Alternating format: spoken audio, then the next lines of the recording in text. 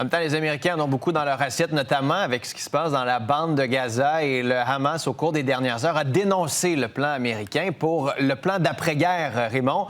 C'est un document d'une quarantaine de pages qui prévoit rien de moins que le déplacement forcé ou presque des Palestiniens. Ah, tu l'as, le document? Oui, le document qui fait 38 pages, qui est ici, avec des illustrations en couleur. Vous allez voir des images qu'on a tournées ce matin de ce document. On propose de construire 6 villes modernes dans l'enclave palestinienne, le tout accompagné d'usines de véhicules électriques, des infrastructures modernes de toutes sortes, des routes, des chemins de fer, des infrastructures touristiques également.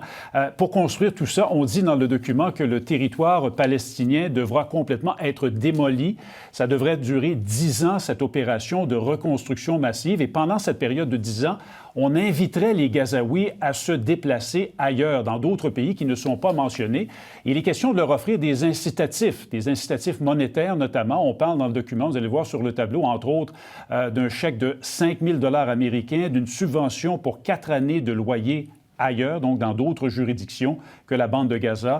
Subvention également pour une année de nourriture. Sur les réseaux sociaux aujourd'hui, il y a un haut responsable du Hamas qui a condamné ce plan à l'étude du côté de la Maison-Blanche en disant que Gaza n'est pas à vendre. Philippe Vincent.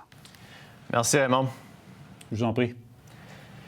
Ailleurs dans le monde, il y a un tremblement de terre qui a fait environ 800 morts et près de 3000 blessés en Afghanistan. C'est un séisme de magnitude 6 qui est survenu vers minuit, qui a été suivi d'au moins 5 répliques qui ont été ressenties à des centaines de kilomètres autour de l'épicentre. Épicentre qui est situé à 27 kilomètres de la grande ville de Jalalabad. Lourd bilan, dégâts importants. Et il faut savoir que le foyer du séisme est situé à seulement 8 kilomètres de profondeur. Donc le fait qu'il ne soit pas très profond, ça fait en sorte que ça amène d'importants dégâts à la surface. Vous voyez les images, les autorités, les secouristes ont beaucoup de difficultés à accéder aux villages qui sont touchés. D'importants glissements de terrain aussi ont fait en sorte que les routes ont été complètement anéanties. En Mauricie, maintenant,